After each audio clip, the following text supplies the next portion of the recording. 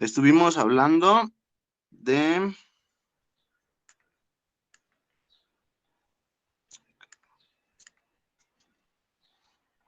que era un pronóstico, y apunté para mí lo que era un pronóstico, que era analizar cuál puede ser el posible resultado de la problemática presentada, los gastos y honorarios, y hacérsela saber al cliente. También aclaramos que no era bueno darle falsas esperanzas al cliente o decirle que sí íbamos a ganar un caso, porque pues el resultado siempre es impredecible. También nos mencionó que era importante preparar a los testigos para una audiencia. Nos mencionó un ejemplo de una problemática que usted tenía, donde le cerraron el paso a una propiedad y usted iba a ver si reclamaba una servidumbre o si ya estaba esa servidumbre, hacerla valer. También vimos qué simboliza el búho en las diversas culturas y qué tienen en común con la abogacía. Y ya por último revisamos los mandamientos del abogado.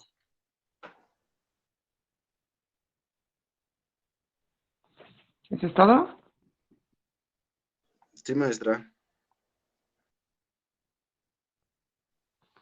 ¿Y te acuerdas por qué salió a colación el ejemplo que les di de este caso de la servidumbre?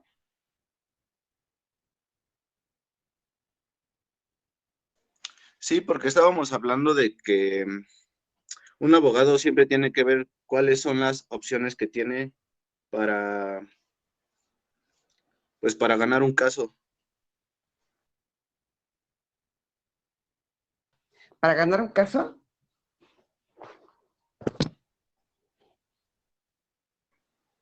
Sí, o para ver cuáles soluciones son las que tiene.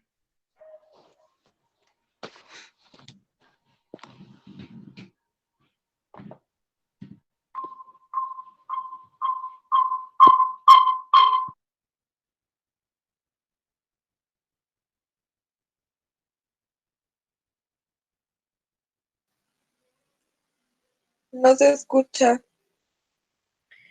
Ya, perdón.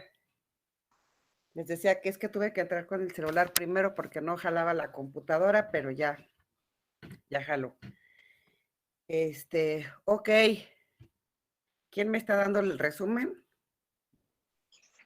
Carlos Daniel.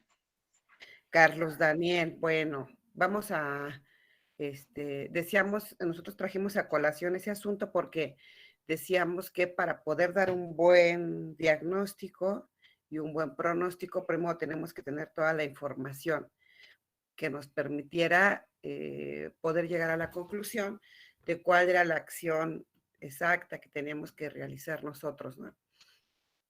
Entonces, bueno, muy bien, Carlos Daniel. Ahorita nos dices cuál es tu canción para que al final dejemos un ratito y la pongamos, porque por algo ahí sucedió, ¿no? Sí, maestra, es que no sé por qué no se escuchaba, porque sí activé mi micrófono. Ok, bueno, pues ahorita vamos a ver qué pasó. Bien, y quedamos ya nada más que íbamos a terminar de checar algunas cuestiones que ustedes investigaron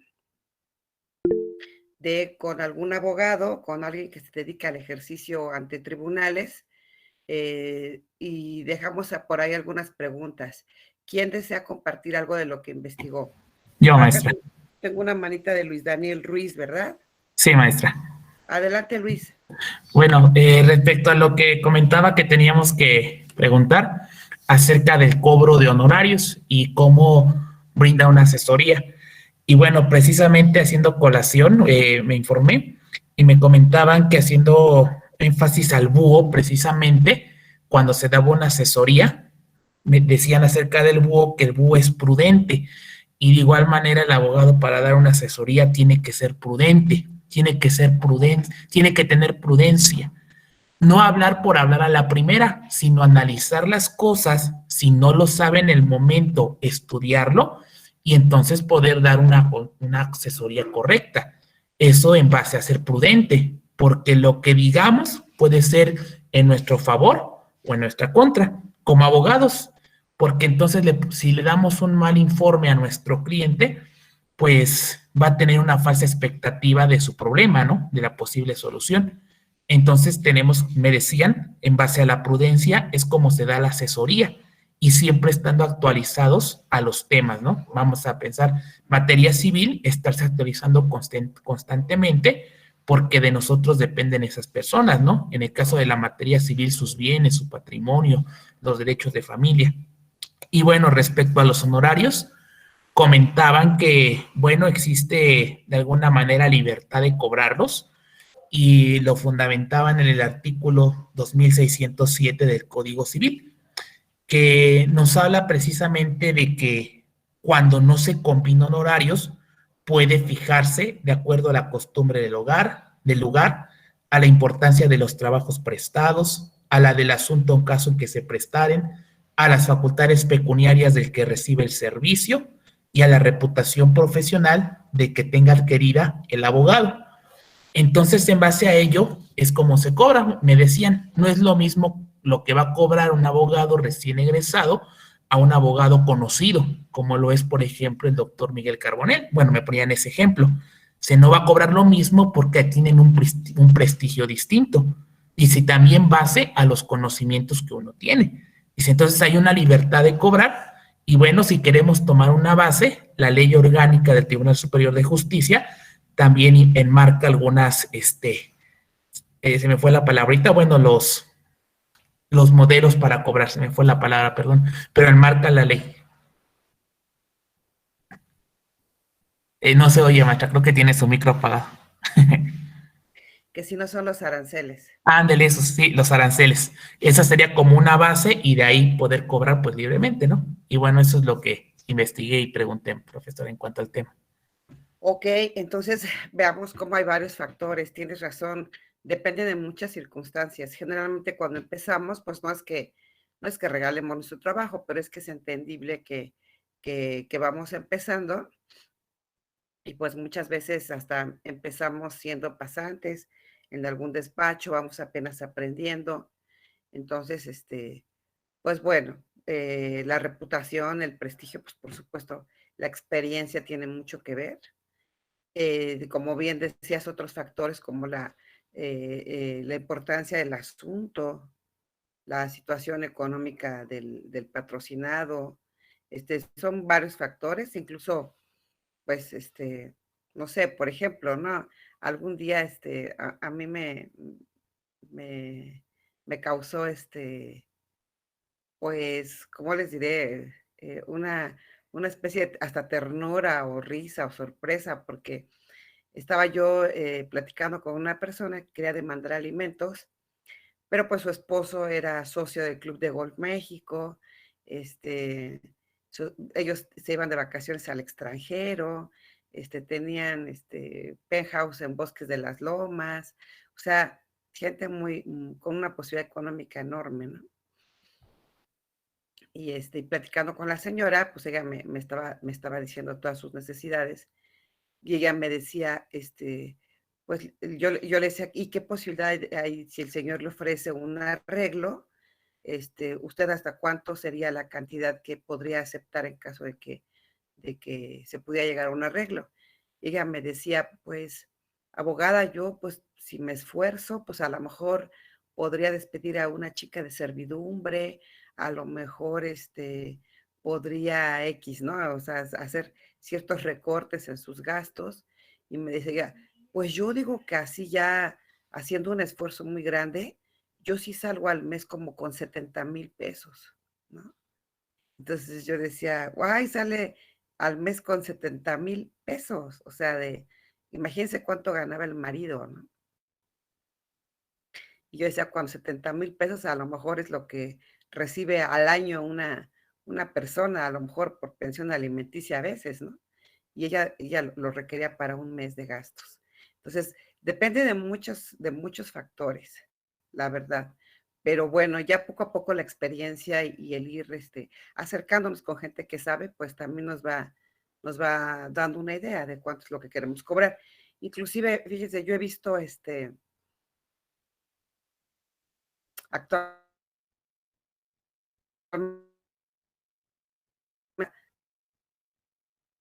¿verdad? Uno piensa y dice, yo no estoy dispuesta a trabajar por esa cantidad, ¿no?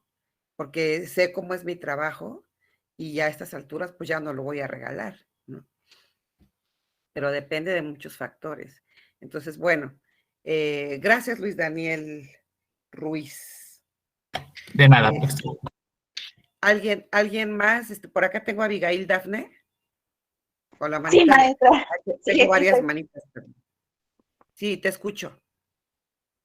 Ok, bueno, pues yo hice preguntas, bueno, respecto a las preguntas que nos hizo de o qué problemáticas se encuentran cuando dan una asesoría. Bueno, les pregunté a 2 conocidos y ambos coincidían que, por ejemplo, cuando ofrecen una asesoría, la mayoría de la gente tiene como que la idea de que ya mañana les voy a resolver el problema, ¿no?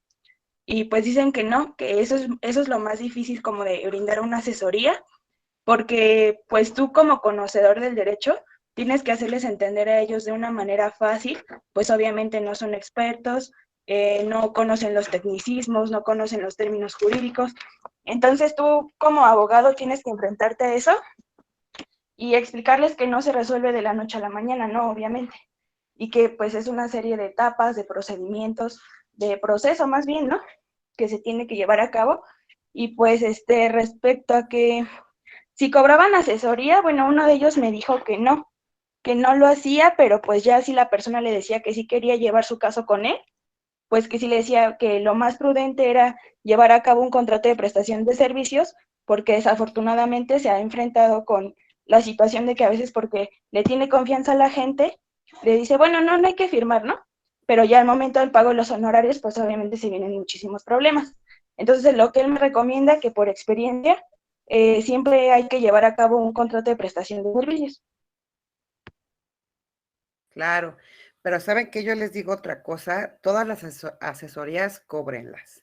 O sea, eh, digo, por ejemplo, ¿no? Nosotros vamos al médico y en ese momento nos da una receta.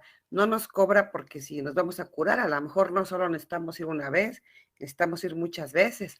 O a lo mejor ese primer tratamiento que nos dio, pues no fue suficiente y tenemos que regresar por otro. En fin, pero sí acostúmbrense ustedes a cobrar una asesoría, lo que sea, pero cóbrenlo. A lo mejor cuando van empezando dicen, pues cobro 200 pesos, 300 pesos, ¿no? A lo mejor, pero siempre cóbrenlas porque tienen que acostumbrarse a darle un valor a su tiempo y a sus conocimientos y al esfuerzo. Digo, también hay que ser conscientes, ¿no? Como decía Abigail, a lo mejor hay asuntos, no sé, se me ocurre. Por ejemplo, hay una persona que está consultándolos porque requiere alimentos y a lo mejor su situación es tan crítica que de verdad requiere la ayuda para alimentos. Pues a lo mejor convengo con ella otra cosa que a lo mejor en su primer pago que reciba me va a dar una cierta cantidad o hay ciertos asuntos que a lo mejor sí entendemos que la gente está en una situación muy apremiante, pero no son todos. Entonces, también hay, en esos asuntos donde la gente está en una situación apremiante, pues hay que hacer a lo mejor a veces un poquito de labor social, aguantándolos con el pago de los honorarios, pero siempre acostúmbrense a cobrar. Inclusive, bueno, hay personas, por ejemplo, que en ciertos casos dicen, te cobro, no sé, por ponerles un ejemplo, te cobro 500 pesos la asesoría, ¿no? Y lo que le dicen al cliente es, te cobro 500 pesos por la asesoría, o 1000 pesos, no sé, lo que estoy poniendo cantidades ejemplificativas, ¿no? Porque a veces también es que depende del asunto. Por ejemplo, este asunto agrario que yo le estoy comentando, sí, la verdad, la pura asesoría, 1000 pesos. O yo he cobrado, por ejemplo, necesito que te lleves un asunto que ya está tramitándose en un juzgado y que tiene a lo mejor primera instancia y hubo una apelación, o qué sé yo. Yo sí les digo, yo te cobro 3000 pesos por ir a hacer la consulta de los expedientes, por estudiar y por darte una, un análisis de cómo está el asunto. O sea, yo sí lo hago así porque es para mí también mucho trabajo y más ahorita, en estos días donde los juzgados están atiborrados, poder lograr acceder a un expediente y estar analizando todo un expediente, en este caso era un expediente como de 600 fojas, digo, estar analizando, hacer un resumen y luego ya después de ese análisis, pues ver cuáles son las opciones es pesado. Entonces yo sí lo he hecho así, pero depende, no en todos los asuntos, pero les decía, hay gente, por ejemplo, que les dice, te cobro 500 pesos o 1000 pesos o 700, lo que sea, de asesoría. Y si tú decides que yo te lleve el asunto, te los tomo a cuenta de los honorarios. Hay quien lo maneja así. Y a lo mejor el cliente ya se siente un poquito más motivado porque dice, bueno, ya me lo va a tomar en cuenta, ¿no? Esto ya dependerá de cada quien, pero si no, por lo menos cobren una asesoría porque es su tiempo y ahí se va a ver reflejado el esfuerzo que ustedes están haciendo por prepararse, ¿vale? Esa es una sugerencia que yo les hago. Acostúmbrense siempre. Y bueno, voy a dejarlo ahorita hasta aquí. Aunque tengo aquí pendientes a Josefina Yael, que anda por ahí, y a Irving Gutiérrez, por ahí también había pendiente. Ahorita les doy la palabra. Vamos a iniciar con nuestra exposición. La primera cuestión que creo que tenemos que tener muy clara es si nosotros vamos a estar hablando de que en esta práctica forense vamos a meternos a conocer cómo es la actividad de un abogado ante los tribunales. Uno de los primeros conocimientos que tenemos que tener claros es cómo está integrado el Tribunal Superior de Justicia. Entonces, esa es precisamente la idea. Cómo está integrado el tribunal, cuántos juzgados tiene, de qué materias conocen, etcétera. Y pues para tener una idea, ¿no? ¿Qué juzgados hay y a dónde vamos a ir a trabajar esta parte? Entonces, es precisamente eso de lo que nos van a hablar los primeros dos equipos, de cómo está esta integración de el primer equipo, cómo está integrado el tribunal. El segundo equipo nos va a hablar de la cuestión ya propiamente de competencia. Entonces, vámonos con el primer equipo, por favor. Adelante, chicos. Ya. Sí, maestra, ya aquí estamos. Dame un segundo, voy a compartir la pantalla. Sí, adelante. Un momentito. Entonces, ojo a lo que sus compañeros comparten pantalla. A ver, yo les dije a todos, ¿qué ley les dije que tenían que tener ya preparada para el día de hoy? La ley orgánica. La ley orgánica. ¿La ley orgánica de qué? Del Poder Judicial de la Ciudad de México. Es correcto. La ley orgánica del Poder Judicial de la Ciudad de México. Acuérdense que las leyes orgánicas nos hablan de cómo está la estructura de cierto órgano o cierta dependencia. Entonces, en este caso vamos a ver la ley orgánica. ¿Sí se está viendo, Adelante. maestra? ¿Mi pantalla se está viendo? Nada más veo que estamos todos aquí en sesión. A ver, deme un segundito porque no se está Elige abriendo. la pestañita que quieras presentar. Voy.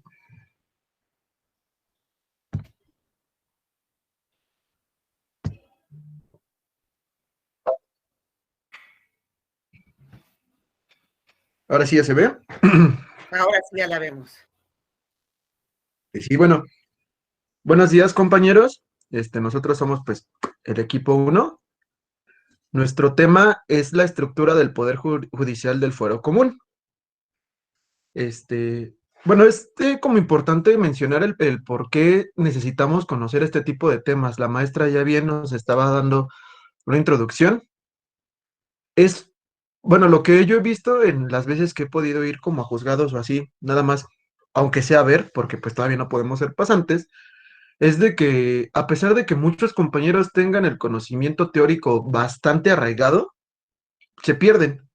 Uno confunde, o sea, ya sabemos a dónde tenemos que ir, pero tiene subdivisiones, entonces de repente te mandan a otro juzgado, no, es que es a otra sala, necesitas otro sello, y pues termina uno perdiendo más tiempo, y si en el caso, pues ya le estamos llevando el caso, no sé, a algún conocido, un familiar, pues ya nos hace quedar a nosotros mal, ¿no? Nos hace ver como que no estamos lo suficientemente informados. Es por eso que debemos de conocer y tener una base sólida de al menos a dónde hay que correr para solucionar nuestro problema.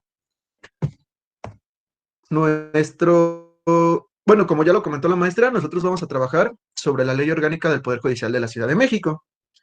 En resumidas cuentas, en dicho artículo se nos habla de que regula la organización y el funcionamiento de dos órganos, el Tribunal de Justicia y el Consejo de la Judicatura, ambos de la Ciudad de México. Todos estos se basan en las disposiciones que encontramos en nuestra Constitución, en el artículo 94, como todo ese curso que llevamos de Derecho Constitucional, el que nos hacían aprender de cuántos magistrados, los requisitos para los magistrados y todo eso, pues en este artículo también va a tener sus bases para poder identificarlo. Como ya mencionamos, se basa en dos órganos. El primero es el Tribunal Superior de Justicia.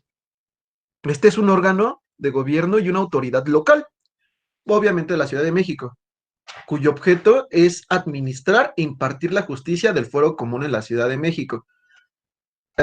Bueno, creo que ya para este punto, pues todos nosotros sabemos lo que es el fuero común, que si en resumidas cuentas habla como de la jurisdicción que es local, que es en un determinado territorio, en este caso estamos hablando de la Ciudad de México. El segundo órgano se llama Consejo de la Judicatura. Este es un poquito, como un poco más complejo, porque se encarga de muchas cosas, o sea, de administrar, vigilar, tiene la disciplina del Tribunal Superior, el que acabamos de ver, de los juzgados y todos los órganos judiciales pues, que tienen en relación con ellos. Todo claro, con base al debido proceso y en la ley que establece. Además, un punto que cabe resaltar es que vigila algo denominado como servicio de carrera. El servicio de carrera habla de cuando se postulan o se desea ocupar algún cargo público. Este debe de ser con bastantes bases, se supone que debe de ser con base al mérito. Entonces, la meritocracia, alguien que tiene las credenciales suficientes, es una persona bastante capacitada, no sé, en sus debidos casos, pues ha logrado superar los concursos de oposición que se ponen para ocupar algún cargo público, y todo esto sin ningún tipo de discriminación. No por el hecho de ser, no sé, una persona, afromexicana, una persona, ser mujer, no te va a quitar méritos como para poder ocupar este tipo de cargos.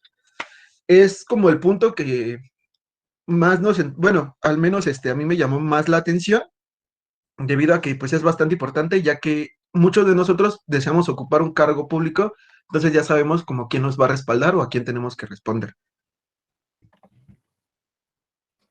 Ok, entonces permíteme ahí hacer una observación. Ya vimos que el Poder Judicial, en este caso, bien lo acaba de mencionar Eric, estamos hablando del fuero común, que dicho en otros términos, estamos hablando de fuero local.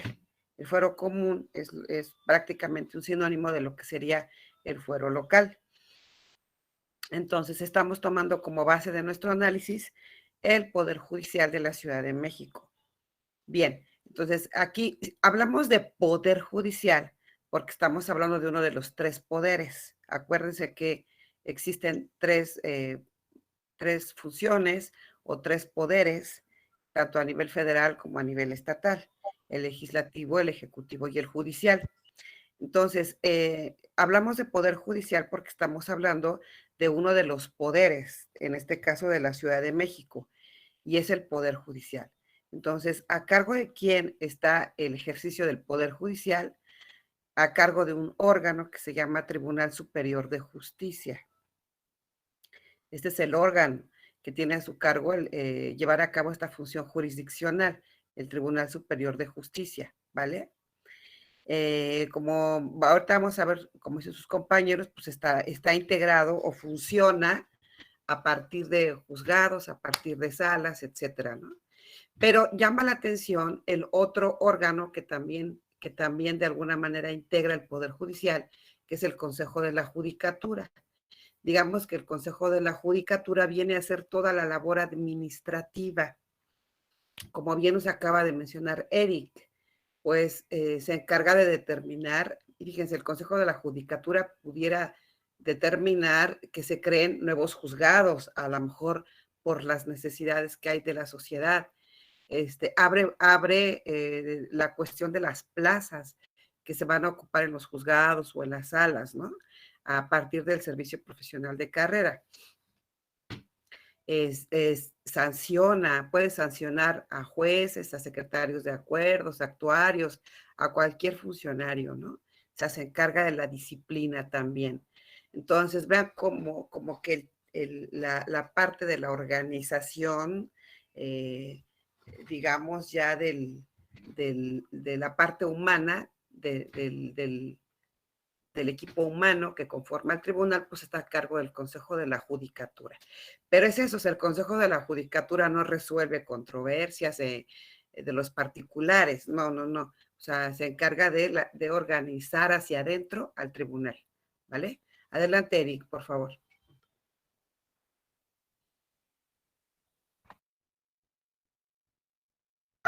Bueno, maestra, buenos días. Yo le voy a empezar a hablar de la organización del Tribunal Superior del Tribunal Superior de Justicia de la Ciudad de México. Siguiente, por favor. Que como ya mencionó mi compañero, pues encontramos el concepto en el artículo 1 de la Ley Orgánica del Poder Judicial de la Ciudad de México.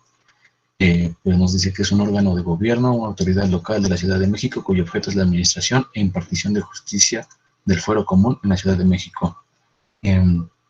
Siguiente, por favor.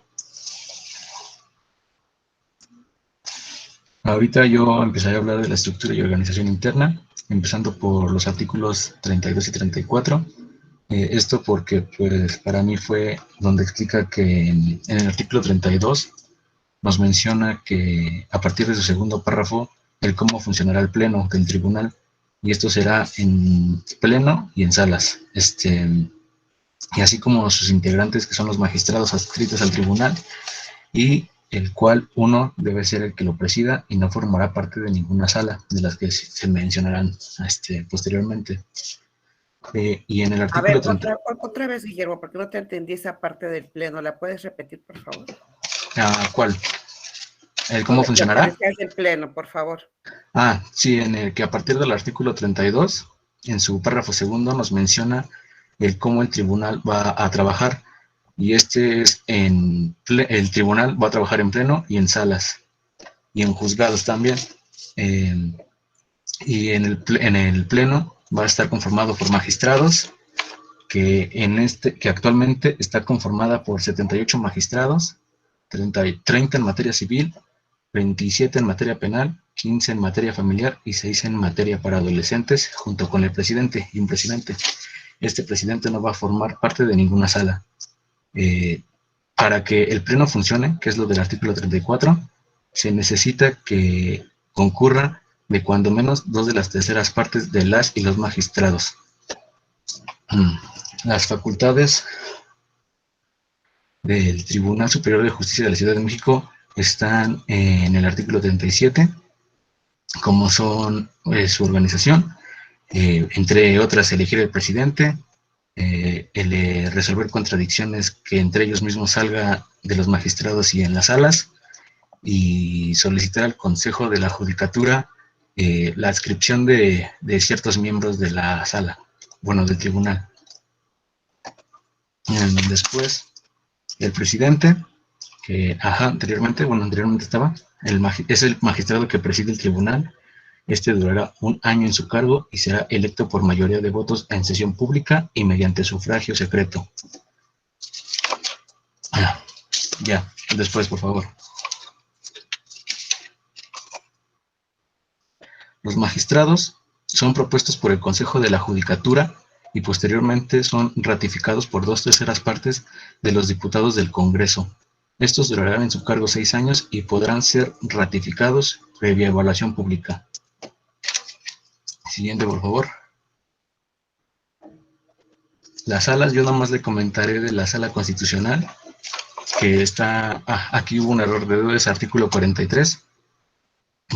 Nos menciona que la sala constitucional se encargará de garantizar la defensa, integridad y supremacía de la Constitución política de los estados mexicanos, así como la integridad del sistema jurídico local, sin perjuicio de lo previsto en la Constitución. Esta sala se integra por 7 magistrados o magistradas y que son designados por el Tribunal Superior de Justicia, y estos durarán en su cargo 8 años.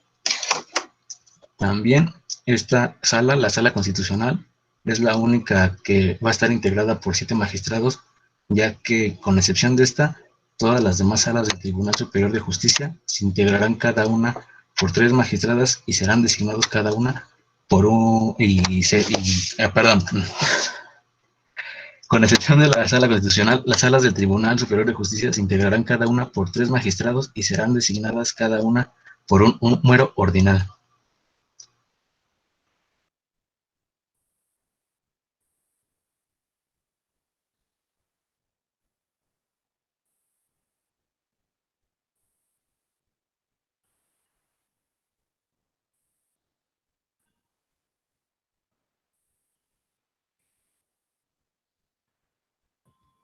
¿Qué pasó ahí? ¿Alguien se le cortó? ¿O sigue otra persona? ¿Cómo va a estar ahí? Perdón, maestro, es que no quería agarrar mi micrófono, voy yo. Bueno, continuando con lo que estaba explicando mi compañero Guillermo, como bien ya nos dijo, va a existir una sala constitucional y aparte, de acuerdo a lo que establece el artículo 33, el Tribunal Superior de Justicia de la Ciudad de México también contará con el número de salas que se crea son necesarios. Hoy en día, de acuerdo a lo que nos dice la página oficial del Tribunal de Justicia, cuenta con 10 salas civiles, 9 salas en materia penal, 5 salas en materia familiar y, por último, 2 de justicia para adolescentes. En el artículo 46 de nuestra presente ley, también se nos indica que las salas, a excepción de la sala constitucional, se integrará cada una por 3 magistrados y esta también deberá contar con un presidente. Las facultades del presidente se encuentran en el artículo 50. No sé si guste que lo lea yo, maestra, o le damos la participación a mis compañeros. ¿Te refieres a las facultades del presidente, Ajá. del presidente del tribunal? Así es, en el artículo 50. Sí. No, nada más me interesaba cómo está integrado por la sala y saber más o menos de qué materias están las salas actualmente en el tribunal. Y ya, para que sepamos, la sala, obviamente, cuando nos referimos a las salas, nos referimos a estos órganos jurisdiccionales que conocen de los recursos de apelación, ¿no? O a lo mejor de algunos otros ahorita nos van a decir adelante. Claro. Bueno, continuando con lo que se especifica en las salas en materia civil, estas van a conocer de los casos de responsabilidad civil y de los recursos de apelación, además de las quejas que se interpongan en cuanto a asuntos civiles corresponden. También estarán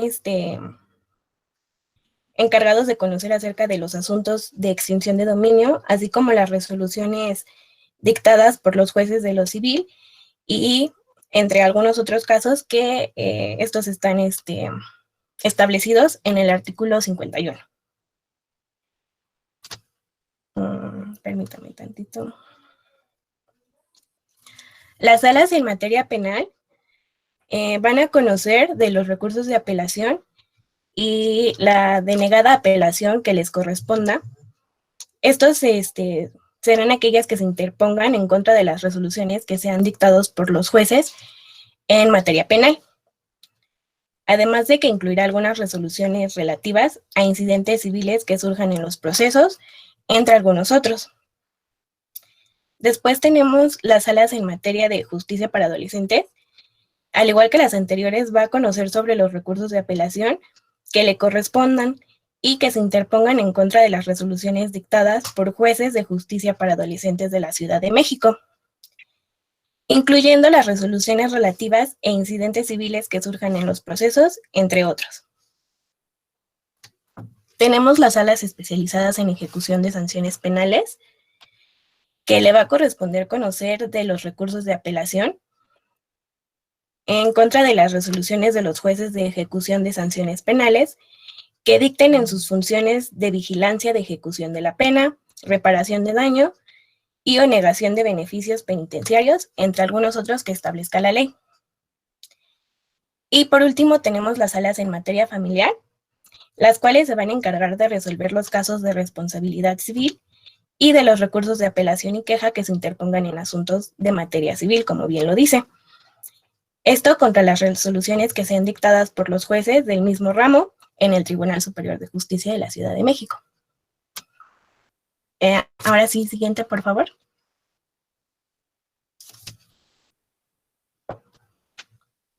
Bueno, también podemos encontrar dentro del mismo Tribunal Superior de Justicia los juzgados, los cuales van a tener como principal finalidad el resolver litigios en la materia que les corresponda, puesto que al igual que las salas se van a encontrar divididos dependiendo de la materia. El número de juzgados va a ser definido de acuerdo a lo que se considere necesario, esto por el Consejo de la Judicatura, y esto viene establecido en el artículo número 58. ¿El artículo 58 de qué ley? De la Ley Orgánica del Tribunal de Justicia Superior de la Ciudad de México. A ver, otra vez, ¿cómo se llama el órgano? ¿Ley orgánica de qué?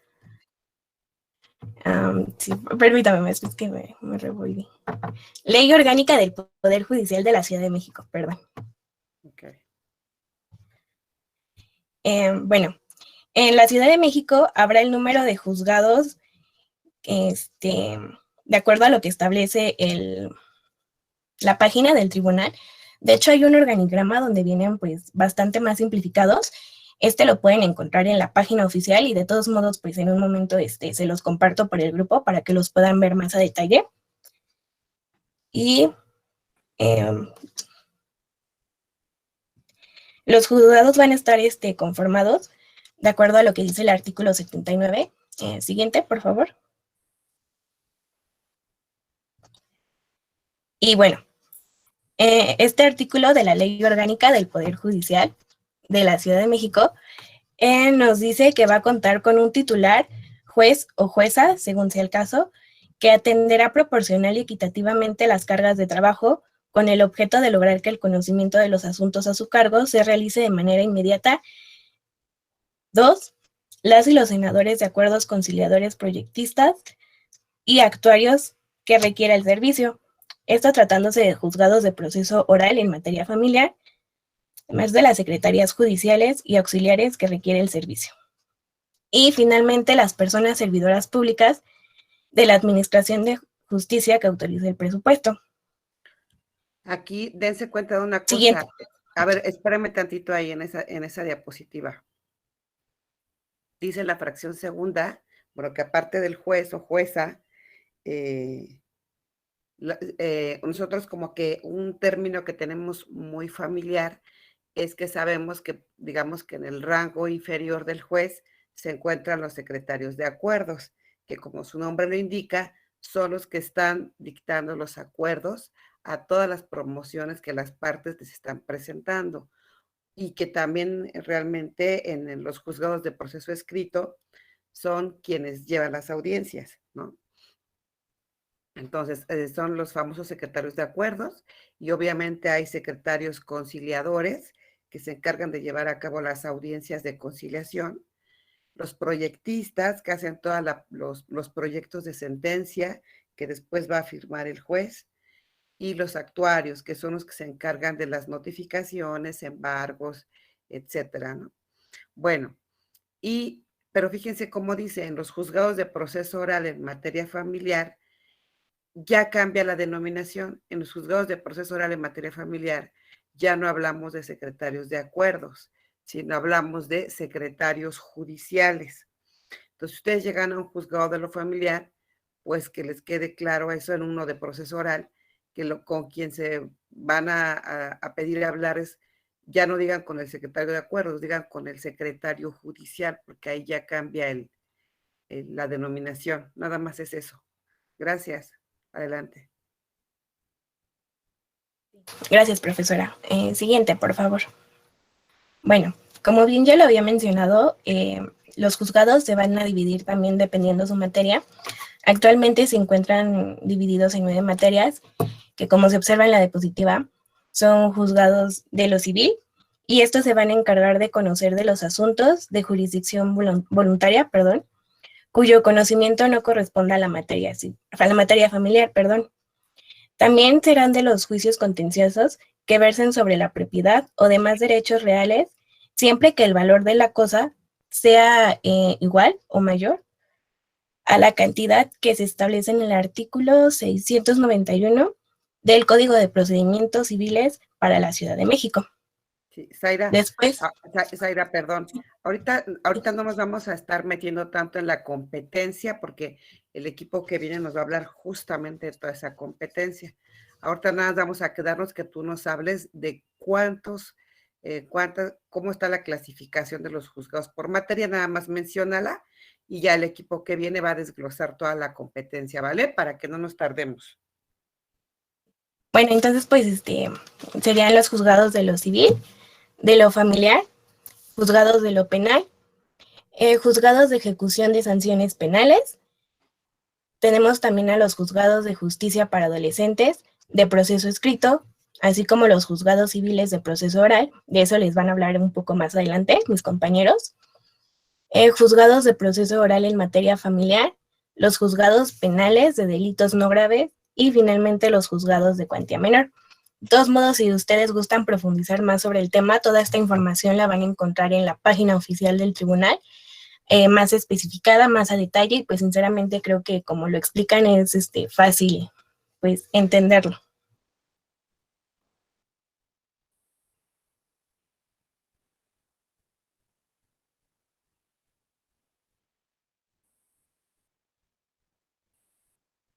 Y pues entonces eso sería todo de mi parte, profesora. Los dejo con mi otro compañero. Ok, gracias, muy bien. Buenos días, profesora, buenos días, compañeros. Yo les voy a hablar sobre la estructura y la organización interna de los juzgados en el proceso escrito en materia civil y también en materia familiar. Bueno, en la siguiente diapositiva tengo lo que es el organigrama. Sí, obviamente hacemos la aclaración. Miren, ya Zaira nos hablaba de que hay un sinfín de juzgados, ¿no? Civiles, familiares, penales, de ejecución de sanciones, etcétera.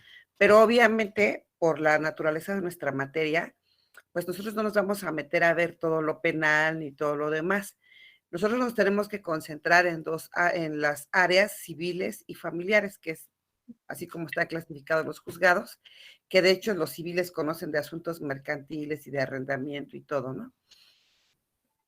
Pero es por eso la explicación de por qué sus compañeros solo nos van a hablar de la estructura de los juzgados, de lo civil, de proceso escrito y orales, y familiar de proceso escrito y orales, porque solo nos vamos a centrar en las materias de derecho privado. Perdón, adelante. Profesora, antes de continuar, menciona también lo que son el objetivo de cada uno de los miembros del juzgado o no.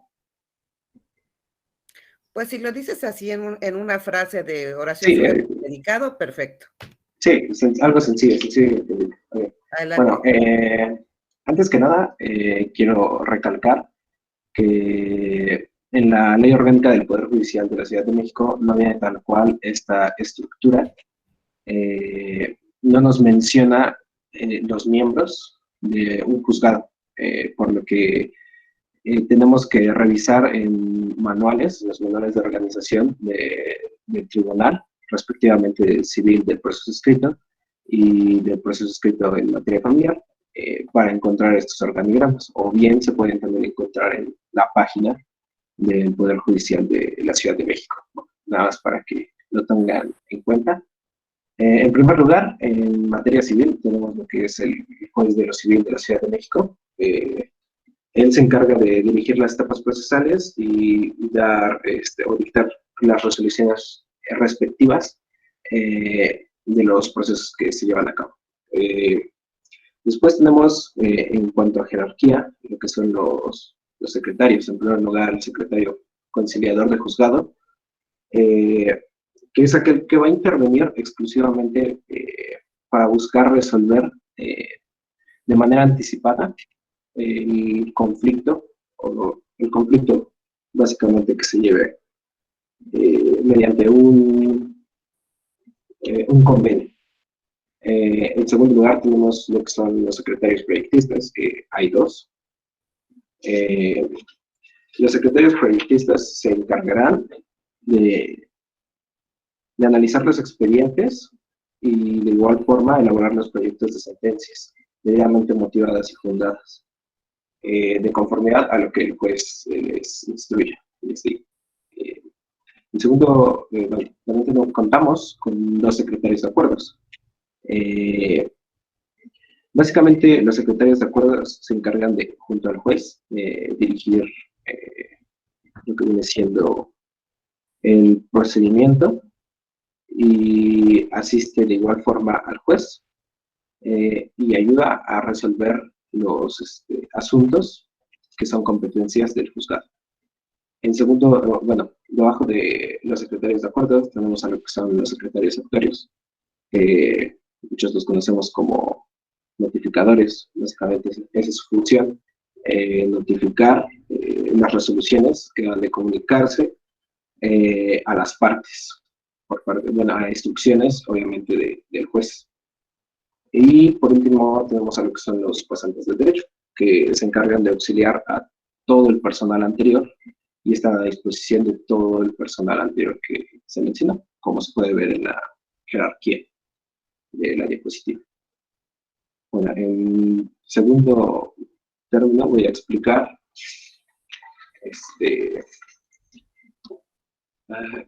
bueno, si lo puedes cambiar, compañero, por favor, la diapositiva.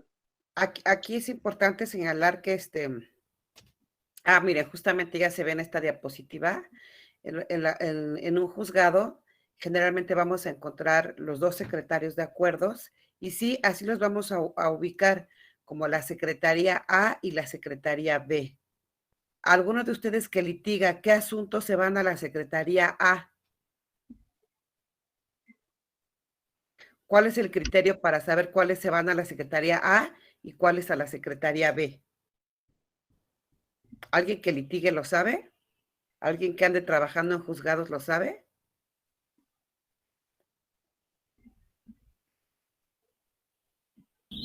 ¿Ya me escuchas, Maestra. profesora? A ver, Carmen, Fabiola.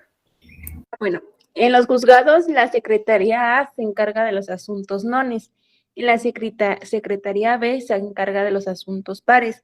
O sea, al momento de dar un número de carpeta, si el número termina en par, 2, 4, 6, se va a la Secretaría B.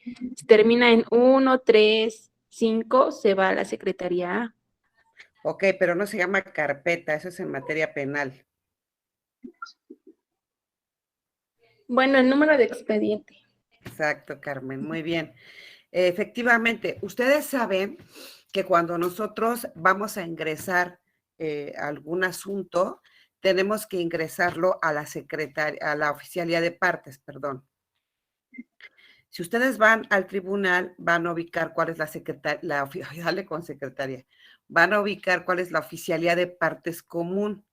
La oficialía de partes común va a recibir dos tipos de promociones, las iniciales y las de término, ¿no?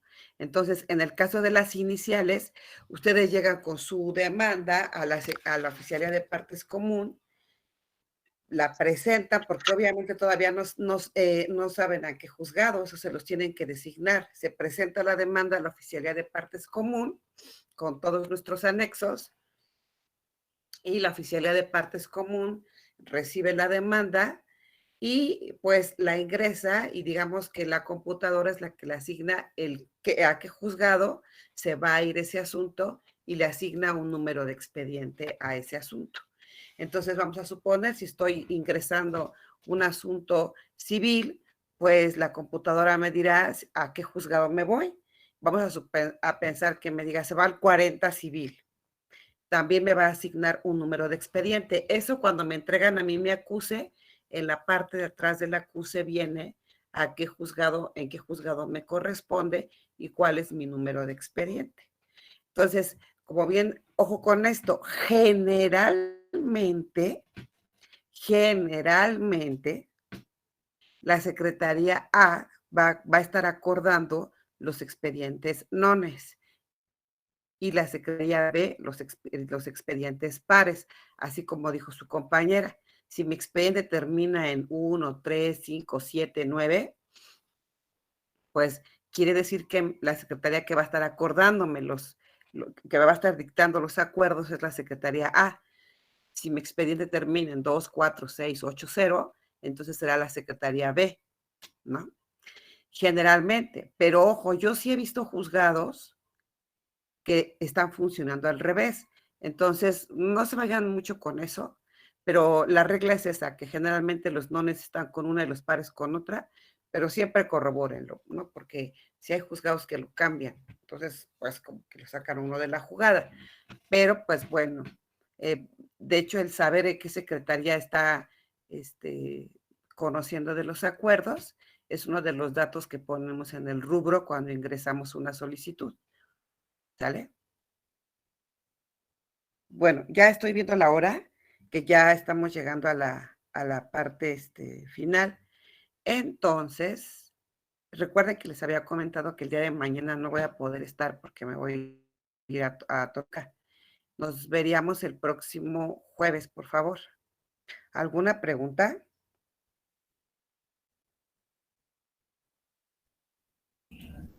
No, profesora, ninguna. Una profesora. Una profesora. Bueno, entonces, les voy a subir ahí por ahí algunos artículos que quiero que lean de la ley y el día jueves terminamos con este equipo. Ya les falta poquito, ¿verdad? Sí, profesora. Sí, ya vamos a terminar. Ok, entonces para que, si es eso, pues nos seguimos luego que termine este equipo con el otro. Entonces, el otro equipo también ya véngase preparado para su exposición, por favor, ¿vale? Bueno, que tengan un buen día. Nos vemos el jueves, ¿vale? Gracias. Gracias. Profesora, gracias. Buen día. Gracias, profesora. Buen día. Buen día, gracias.